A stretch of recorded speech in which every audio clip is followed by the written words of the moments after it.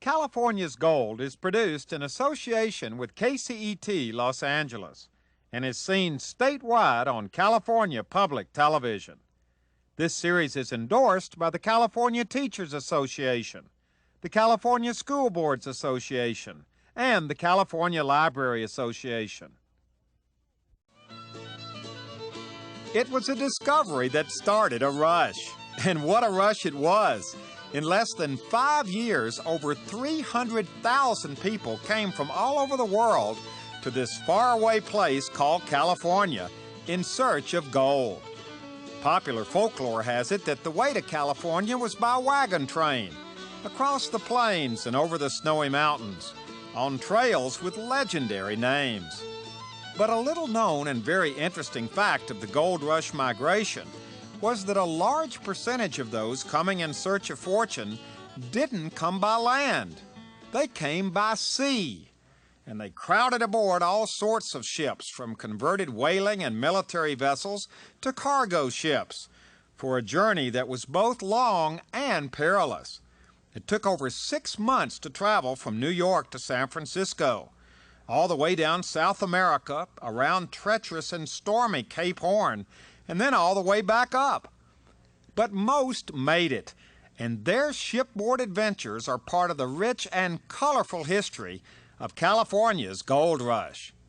Gloucester boys, they don't have sleds. Heave away, heave away. They slide down hills on codfish heads, are bound for California. Heave away, big bully, bully boys. Heave away, heave away, heave away. And don't you make a noise, we're bound for California.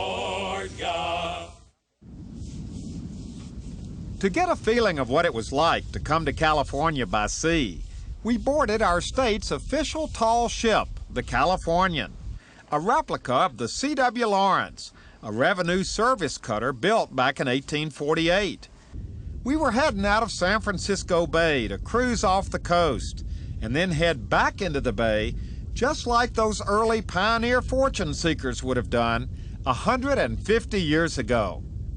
Steve, what would it have been like to be on a ship like this? Is this about the way it would have looked? Are these experiences we're experiencing right now been pretty much like it would have been? We're experiencing the best because you can see the landfall is here. We're coming up on California. Everything back there was sheer monotony or terror. You had just two choices. Because you came for so many miles in so many months. It could take up to a year to come from New York City to be out here to California. And think about living where your entire world is 6 feet deep, 25 foot wide, and 90 feet long for a year. In other words, this was not a pleasure cruise, was it? No, this was a destination cruise. You had a place you wanted to go, and you didn't have an awful lot of choices on how to get there. You could take a wagon train, or you could walk, or you could come around the Horn. What would they have done out here on deck for all of these months to keep themselves from just getting so sick of this whole thing?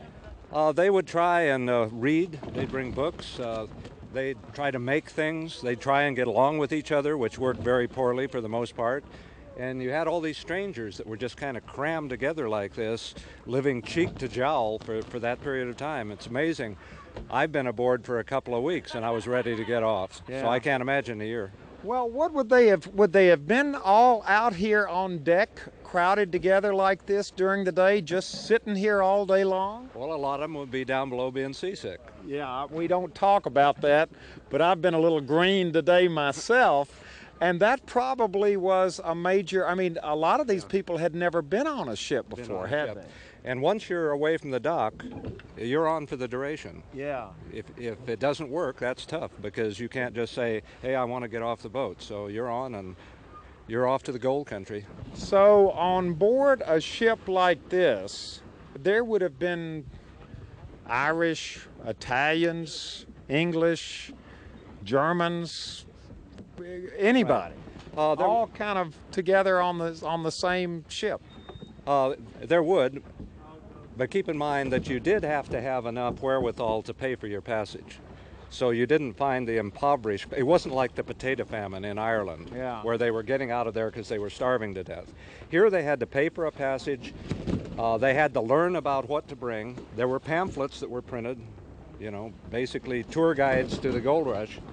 And many of those made their way back east. And people planned for this trip. And, you know, the excitement of leaving, the sadness of leaving your home, many for the first time, and the incredible diversity of the adventure. Yeah. One moment you're sailing peacefully along like we are. Next thing you know, you're in a storm with 15-foot waves. Now these little wind waves are probably 2 feet. Imagine a wave that's up there. Yeah. It's just that would come crashing in on the deck. I mean, they really experienced everything coming over here, didn't they? Right, and if your passage took too long, the water might begin to run out. And so the captain would put you on half rations. He put everybody on half rations. Some of them didn't put the officers on half rations, but and then you're out in eating salt pork, which is very salty, of course, and your water ration has been reduced. And the water sits in casks. And those casks, after a while, begin to grow little green slimy things. And the water gets to the point where you're not sure that you want to drink it, but you know you have to drink it. Well, this is as close as we can get, isn't it? There are not many of these grand old ships left, and there were once, of course, thousands in existence. There are not really many left, are there? No, on this coast, and I know them all well because we work with them, there's probably a dozen that most of them are smaller than this. But there would have been literally thousands of ships like this coming in and out. Right. When the C.W. Lawrence came in through the Golden Gate in October of 1848, they looked in the bay and saw hundreds and hundreds and hundreds of ships, many of them much, much larger than this. Some of them were adrift, some of them were aground, some of them had been turned into store ships, you know, basically stores. Brothels, jails, whatever the people needed. If there was an abandoned ship, why build a building? Use one of these. Yeah. But that was an amazing sight, and it's recorded in the logbook of the C.W. Lawrence, which we have. Just 671 ships, I think, something like that. Now, part of this shipboard experience would have been music. Not just music, well, really not music from the passengers. No. They're shanties, sea shanties, always pronounced with an SH, even though sometimes you see it spelled CH. But the shanties were hard work songs. They were only sung in the hardest jobs. And the sailors would say, what do you want to sing one of them things ashore for? They're hard work songs. So sea shanties would have been sung on board by the crew members as they were doing their work. Makes the work easier, gives them rhythm. Gives them, there are two-pull shanties and long-haul shanties and capstan shanties for bringing up the anchor that go on. There are hundreds of shanties. Yes, about 350, I guess. But we have a California shanty because lots of them were actually thought up and created on these California voyages. Yep, and they pick up melodies from all over the world. They pick up Irish melodies, or they pick up Caribbean melodies, whatever. This one is called The Banks of Sacramento, and it's an authentic gold rush, and it's based upon Stephen Foster's song, Camptown Racetrack, or Camptown Racetrack is based upon this shanty. Around Cape Horn in the month of May, to Mahuda, around Cape Horn to Frisco Bay, oh, to Mahuda Day. It's blow, boys, blow for California. There's plenty of gold, so I've been told, on the banks of the Sacramento. If I had come on a wagon train to Mahuda, the trip it wouldn't have been in vain. No, to Mahuda Day. It's blow, boys, blow for California. There's plenty of gold, so I've been told, on the banks of the Sacramento. Now that gets you excited about coming to California. Yeah. Yeah. Would they have sung it in an a cappella way like They that? did like that, marching around the capstan. Took about 10 men pushing the capstan, a kind of a mushroom-shaped object. We don't have one on this ship. We have a windlass, but it would take hours sometimes. So they're verse after verse after verse. And Now, would the passengers have been standing around listening to all of this? They probably heard it. As a matter of fact, one of the only reasons that we actually have these shanties for recorded and put down on paper is there were musical passengers who knew how to take notations, and they heard these things. Of course, a lot of them were gamey, and the sailors were a little embarrassed to sing them in front of the people. Yeah. Or they disguised the words so the people didn't get. They used nautical terms that the people wouldn't get, and it worked to make the life easier for the sailor. The hauling songs, when you've seen some of the heavy hauls around here, they could hardly do them without the shanties because pulling together. Around Cape Horn, you got to pull sail out of the wind. They go up the rigging, lean over, and the shantyman would sing out like this. To me way. They'd lean over on "Ya." We'll pay Paddy Doyle for his boots. And they'd heave up. Only 4 verses to this, otherwise they've lost the sail. Yeah. To me way, yeah. We'll all drink whiskey and gin. Steve, what have we got here? Because this is really fascinating. Let's start with this, because this is historically correct, isn't it? That's right. Look at this, Louis. That's pea soup. And that was one of the best dishes they served because the peas held, and they held their flavor. And it would be served hot, served cold, and it was used an awful lot. Okay, so we got pea soup. Now, what about this meat and carrots? Well, the carrots would be on as long as they lasted, which wouldn't be too long. They get pretty stringy after a while, but this is salt pork. This was a decent pig at one time, and now it's something a little bit less. But do you want to take a bite of that? Well, we don't have to get that historically correct. And this is interesting because we're not talking about grog here. We're talking about Lemonade. lemonade. Right. People had learned that you avoid scurvy by having citrus. In fact, the reason they call the British the limeys is because they would use limes to prevent scurvy. And it's easy to take lemons and make them into lemon juice. So they would have had lemonade. Yeah, after a fashion, but if you had seen the water that they made it out of, you might give it another name. And this is really the neat stuff. Michael, you made this up this morning, didn't you? Yes, I did. So this is fresh stuff. Right. And what are we talking about? Well, you're talking about these little biscuits, ship's biscuits. They would bake these up in very large amounts. The trouble was that they would get weevils in them. And Weevils? weevils.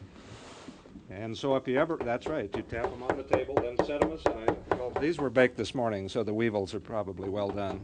You mean you would hit it here to get the weevils out? You'd entice them to come out. Oh my gosh. This doesn't sound very enticing. Well, it doesn't sound very enticing to me either, but that's really all they had. How's it taste? Boy, not very tasty, but at least there are no weevils in it. It's good for your teeth. And we're down where they would have slept, and these are the luxury accommodations, these little bunks. I can't talk anymore. This would have been home for months and months and months. For 12 people. Mm-hmm. They'd eat here at these communal tables. The galley is right here, so the food is just served across. And they would sleep here. This was their space. This was the only space they had in the ship. Everything else was common, and some of the bunks up there are smaller. There would be barrels of water, barrels of salt beef. Storage was a problem, and it gets very hot in some parts choking of up on the... That's good, Michael. Now this is neat. You've got some things that would have been on a ship coming to California. Yeah, I actually found this in my grandfather's attic, and my great-great-great-grandfather Laban Sykes came out to California, And we believe that this is the trunk that he came with, and this little doll was inside. I'm no doll expert, but I think it's pretty close to the period and probably came out here with him. So this would have been a prized possession enough to bring to California. Maybe something, Right. well, it could have been for a child, something to bring for a child, or it could have been a family heirloom. More likely it came with the child, I think, because there weren't too many children that came, and those that did, you know, would certainly bring something like this. Well, what's in the suitcase? Be careful of that doll after all these years. Yeah. Well, the suitcase is interesting.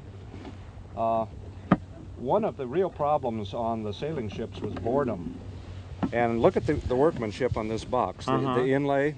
This would be something that someone could do along the way. So you mean they would have made this box on board? They could have done that, right. It could all be done with small hand tools. You can tell that they didn't use power, obviously they didn't use power equipment. Boy, let's close it so Louis can get a good shot of it. Look at the top of this, Louis. This is beautiful work. But it's real interesting insofar as that we've got a beehive, which is the symbol of industry. The Mormons use beehives, but there were no Mormons in my family.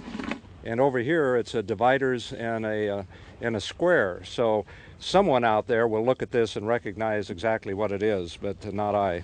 Now, what else have we got in here? Oh, we got a pistol. This is called a pepper pot, and about the early 1800s, and it has 6 barrels. If you remember what Look at that. What a revolver looks like, you have 1 barrel and a cylinder that turns. Here you've got 6 barrels. And you would put a cap there. It's a percussion weapon. And this could be fairly well concealed. And used when you got really mad at somebody on board. Somebody that's jumping your claim, I imagine you could use that. Oh my gosh. Now, many of the people that came would have brought a family Bible. That small? Well, the smaller it is, the more you can pack in. And so that would be a wonderful little thing to bring. Wow. Fellas, what are we doing out here? What we're doing is, these are gaskets to hold the sail down after it comes down and hold it in place. And what we're doing is we're essentially just lashing them into place. And it's called a seizing right here. And now, this is something that the sailors would have done back in 1850?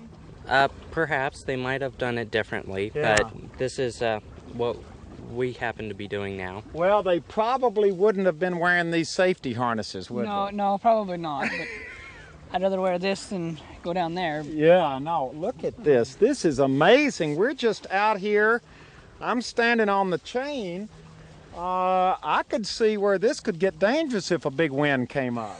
Yeah, in high seas, we'd be in and out of the water up to our waists. We're lucky it's so calm out here today. You mean they would make them come out and do that work in seas that high? Well, they probably wouldn't be doing this kind of maintenance work, but in high seas with high winds, they would drop the sail, and the fellows would swarm out here on the widow preventer, and they would lash the sails down, furl them to the jaboom here.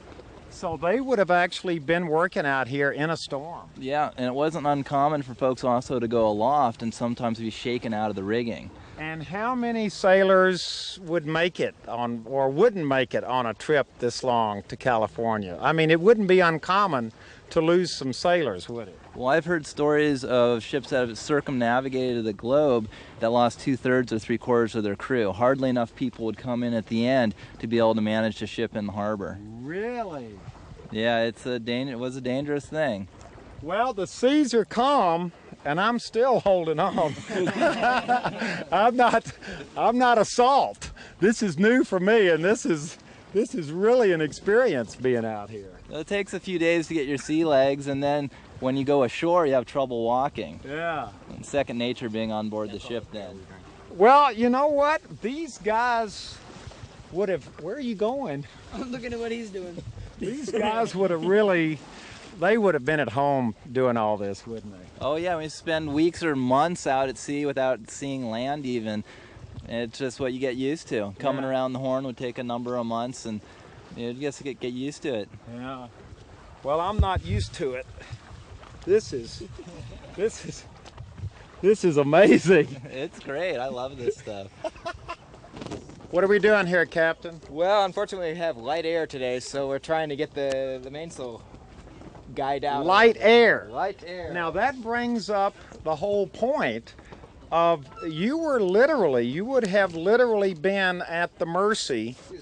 Oh. Take this off. Yeah, I keep forgetting this is a real sail. You've got real work to do. You would have literally been at the mercy of the elements. Exactly right. You would have sailed from anything between hurricane and dead calm.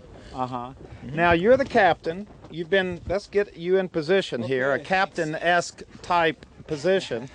The captains back then would have really had to know their stuff, wouldn't they?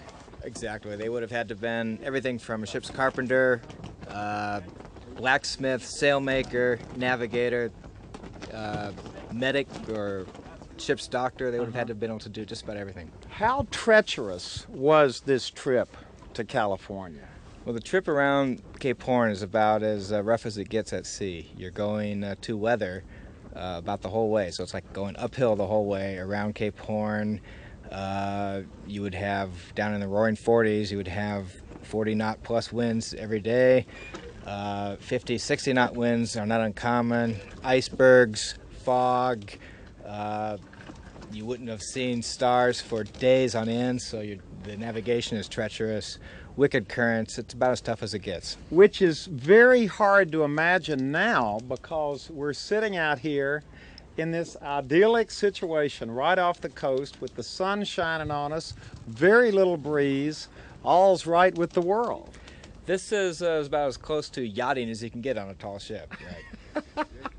So it wouldn't have been this way most of the time. Well, they would have had plenty of days like this. The only difference is they would have had about 50 guys working their tails off, repairing the ship from the rough weather, putting up more canvas. We're only sailing with the 4 lowers today, but they would have spread more sail, and but they would have had plenty of days worse than this too. Actually, one of the worst things that could have happened to a schooner was to be totally becalmed in a swell. No wind. No wind at all. The ship just starts rolling back and forward, and the rolling can become so violent that literally her sticks are rolled out of her. In other words, she loses all of her mass. Really? Mm-hmm. Because here, well, we've got the ship-to-shore radio going. Mm-hmm. We have a motor on the back in case we need to get somewhere without the wind. Right. If we're becalmed, we can motor in through the calm and position the boat so that the rolling isn't as treacherous. Do you ever wonder what it would have really been like? Oh yeah, we we make believe now. Occasionally we will do a week-long passage without any electronics. We'll shut off all the electronics and do the dead reckoning and the celestial navigation just like the old days. Now this is exciting, and this is not, is this historically correct? Would these ships have had cannon? I doubt if many of them would. They were merchant vessels. They could have. It depends on what they did before the gold rush.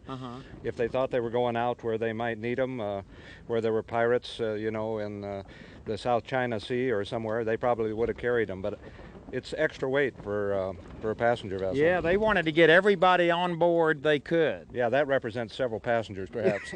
Paying passengers. Paying passengers. Well, but we like a little excitement here, too. Yeah, sure got to have a salute to the gold Adam rush. is going to light it up.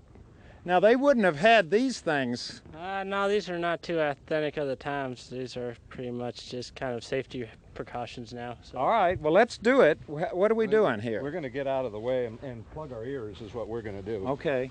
All right, stand by the fire. Hey.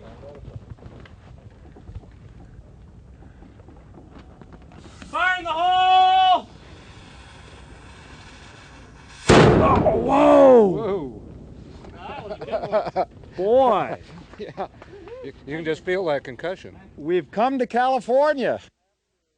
Well, after months at sea, after being seasick, eating lousy food, being bored, not liking the people you're crammed in here with, we are finally here. We have reached our destination. Imagine the emotions that those people must have felt after all that time to see the green hills. And once you get in there, of course, there wasn't any bridge. They just went through the Golden Gate, and to see that beautiful bay open up, see the hundreds of ships that were in there, it must have just been an emotional moment. Well, they were here, and they were at the end of one journey. Right, the end of one, but imagine you're going to get off the ship. It's been your home for these months, and you set out for the gold fields up the Sacramento River. You were leaving one for another is really what it was like. Going from one adventure To another. to another, and literally going out into a strange and bewildering situation, but holding on to that dream that you were going to find that California gold. And you'd come out here to make a fortune or build a home and become a part of California. We're home. We're home.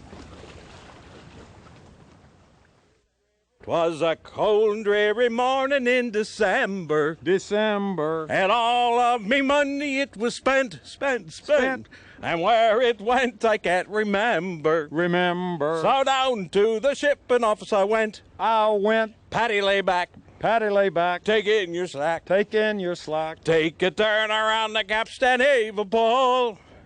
About ship stations, boys, be handy. We're bound for Valparaiso around the Horn.